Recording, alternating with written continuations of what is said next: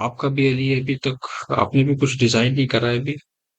हमने last time explain करा था how to design a floor plan.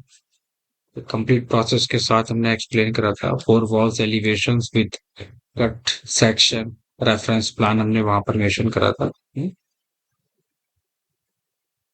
आपकी भी वर्किंग नहीं है ये। Interior part is not a long term part, बहुत शॉर्ट है ये। वर्किंग करेंगे तो बहुत अच्छी बात है। बताइए बताइए बताइए बताइए क्या कहना है चलिए। हाँ बोलिए बोलिए क्या कह। सर सॉरी मैं थोड़ा काम था तो आज रात को करेंगे। ठीक है ठीक है, कोई बस टाइम निकाल के इस पे वर्कआउट करिए, देखिए इसमें। तो लास्ट क्लास में हम लोगों ने क्या डिस्कस किया था। हम लोगों ने डिस्कस किया था एलिवेशंस के बारे में। एक बेसिक पार्ट डिजाइन करना, एक प्रोसेस कि कैसे हम लोग उसमें चीजों को ऐड ऑन कर सकते हैं, राइट। सबसे पहला पॉइंट हम डिस्कस करते हैं। देखो कोई भी चीज, कुछ भी डिजाइन करने के लिए जो सबसे इंपॉर्टेंट पार्ट होता है ना, वो होता है आपके पास चीजों का अवेलेबल होना। One of the important point. हम कोई भी डिजाइन, कोई भी डिटेल ऐसे रैंडम नहीं क्रिएट कर सकते जब तक हमारे पास उसकी पूरी डिटेल्स ना हो, है ना। डिजाइनिंग एक ऐसा पार्ट है जो 50% आपके मॉडल्स के ऊपर शेयर करता है, डिपेंड करता है। और बाकी डिपेंड करता है किस पे, आपके पास जो डिजाइन्स हैं उन पे, राइट। डेकोरेट करना, डिजाइन करना, क्या हम बना रहे हैं सामने वाले को, क्या उसको दे रहे हैं आउटपुट, उसकी रिक्वायरमेंट के बेसिस पे। लास्ट क्लास में हमने डिस्कस किया था ना कि जो काम करने का जो प्रोसेस होता है देखो बिल्कुल डिफरेंट होता है।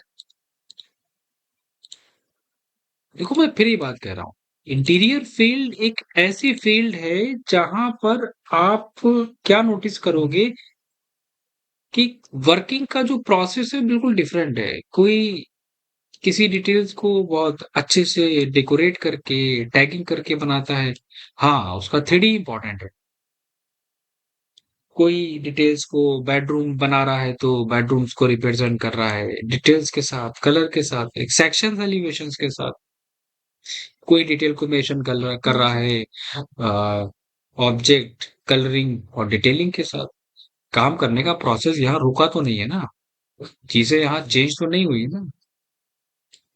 अगर किसी भी चीज को देखो प्रोसेस में चेंज नहीं है ना, कट सेक्शन वगैरह देना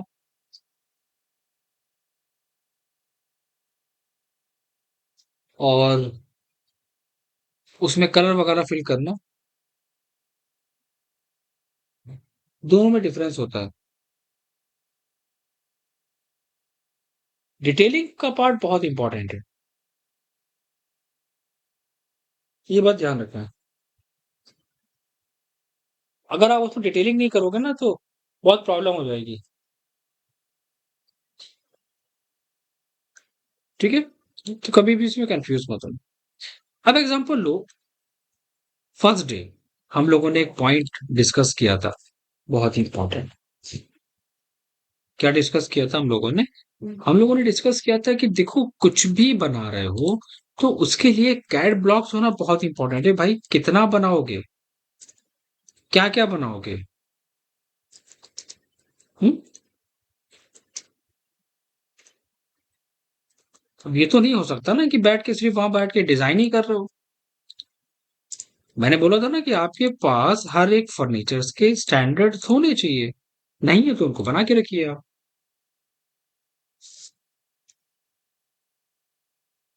क्यों? क्योंकि जब हम काम करते हैं ना तो सिर्फ और सिर्फ कॉपी पेस्ट का यूज करते हैं, इतना टाइम नहीं होता है बनाने में कि हम एक ही चीज को डेकोरेट करें, राइट।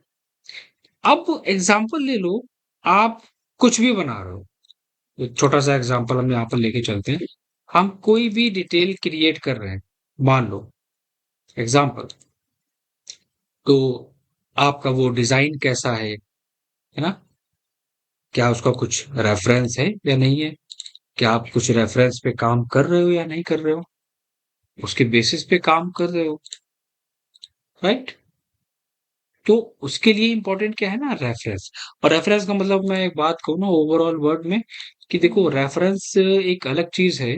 इंपॉर्टेंट है यहाँ पर, क्या इंपॉर्टेंट है यहाँ पर, कि आपका जो 3D फाइनल हो गया ना, उस पे वर्किंग कर। अब देखो यहाँ पर कुछ भी हो सकता है। पैनल्स के साथ साथ आपका वॉल मोल्डिंग्स फिनिश दे सकते हैं उसमें हम, स्टोन फिनिश के साथ भी हम इंक्लूड कर सकते हैं, राइट? बहुत सारे एक रेफरेंस लो जब भी कुछ काम करने बैठो ना, तो उसमें जो सबसे इंपॉर्टेंट चीज है ना, वो है आपका रेफरेंस। कि क्या हम क्लाइंट को मेंशन कर रहे हैं, क्या हम बना के दे रहे हैं। स्पेस प्लानिंग का पार्ट वो सबसे इंपॉर्टेंट है। हमको वुडन फिनिश देना है गिलास के साथ, right? Point number one. Centre में हम डेकोरेटिव आइटम्स वहां पर इंक्लूड कर सकते हैं। कितने एरिया में करना है वो मेंशन करना, ठीक है? तो सबसे पहला पॉइंट आता है ना कि वर्किंग का सबसे पहला पॉइंट है कि आप जो काम कर रहे हो, सबसे पहले तो हम यहाँ पर क्या करेंगे कि वो रेफरेंस ले लेंगे। हम्म, क्या लिमिट है उसकी काम करने की, कितने एरिया में क्या क्या चीजें आप इंक्लूड करोगे, जो सबसे इंपॉर्टेंट पार्ट है। तो एक काम करते हैं, जब हम लोग प्लान पे काम करते हैं ना, तो काफी डिटेल पार्ट होता है। तो उसको हम लोग क्या कर लेते हैं ना, हाइड कर लेते हैं। हाइड करने का मेन रीजन क्या है कि जो एक्स्ट्रा डिटेल्स है उसको वहां से रिमूव कर दो आप। रिमूव हम इसलिए कर देंगे ताकि थोड़ा सा वर्किंग करने में प्रॉब्लम ना हो, राइट? ठीक है। तो मेरे पास एक लिमिट आ गई। अब हम जो भी काम करेंगे उस लिमिट के अंदर करेंगे, दिस वे। एक्स्ट्रा पार्ट को हमने ट्रिम कर दिया। क्या हम यहाँ पर फर्नीचर्स के ब्लॉक्स को यूज कर सकते हैं? नहीं, हम यहाँ पर फर्नीचर्स के ब्लॉक्स को यूज नहीं कर सकते। कंडीशन नंबर वन, अगर आपके पास यहाँ पर पहले से, राइट, अगर आपने पहले से यहाँ पर चीजों को स्टैंडर्ड डिजाइन के साथ डिजाइन करके रखा है, तो वेल एंड गुड, आप उनको यूज कर सकते हैं। कंडीशन नंबर वन, ठीक है? अब इनको आप क्या करोगे? मैंने बोला था ना कि देखो, मॉडल्स नहीं है तो इतना टाइम नहीं है कि एक ही चीज बैठ के यहाँ पर डिजाइन करेंगे। हम लोगों ने क्या पढ़ा था, फर्नीचर्स के स्टैंडर्ड साइजेस पढ़े थे वहां पर, उनको डिजाइन करना पड़ा था हम लोगों ने, राइट? तो उसी के बेसिस पे आप अपने मॉडल्स को प्लेस कर लेंगे। और कभी कभी क्या होता है कि 90% वो चीजें सेम होती हैं। जितने भी इंटीरियर डिजाइनर हैं, वो वन बाय वन चीजों को नहीं ड्रॉ करते हैं। वो क्या करते हैं, वो उनके पास पहले से मॉडल होते हैं। तो अब वो क्या करेंगे कि वो डिजाइन है आपके पास, ठीक है, ओके, और स्केल कर लेंगे। स्केल कर लेंगे, स्केल नहीं होगा तो दूसरा पॉइंट यहाँ पर क्या आता है कि उसको इंडिविजुअली वहां पर चेंज करके प्लेस कर लेंगे। तो यहाँ पर हम क्या करते हैं, एक रेफरेंस ले लेते हैं, कहाँ पर कितना ऑब्जेक्ट है आपका, वो लिमिट हमने यहाँ पर मेंशन कर दी, राइट? देखो ज्यादा डिफरेंस हमारे पास नहीं आया। क्यों? क्योंकि हमारे पास ऑलमोस्ट सारे फर्नीचर्स के साइजेस स्टैंडर्ड थे। अब एक क्वेश्चन यहाँ पर और आता है कि कैसे क्रिएट करना है। स्टैंडर्ड्स निकालिए। हर एक ऑब्जेक्ट का स्टैंडर्ड होता है, उसके बेसिस पे उसका प्लान, उसका एलिवेशन, इन दोनों चीजों को आपको बना के रखना है अपने पास। नंबर दो पॉइंट, कि अगर हमारे पास कोई डिजाइन है ना, लाइक कोई फर्नीचर्स का आइटम है अगर हमारे पास, तो हम उस फर्नीचर के आइटम में ब्लॉक्स का यूज नहीं करेंगे। जो फाइनल हो चुका है हमारा 3D, उसको देंगे। मतलब जो चीज हमारी फाइनल हो गई है उसको डिजाइन करके मेंशन करें। ड्राफ्टिंग मीन्स ड्राफ्टिंग करना, कोई भी लिमिटेशंस, कोई भी कंडीशंस इसके अंदर इंक्लूड नहीं होनी चाहिए।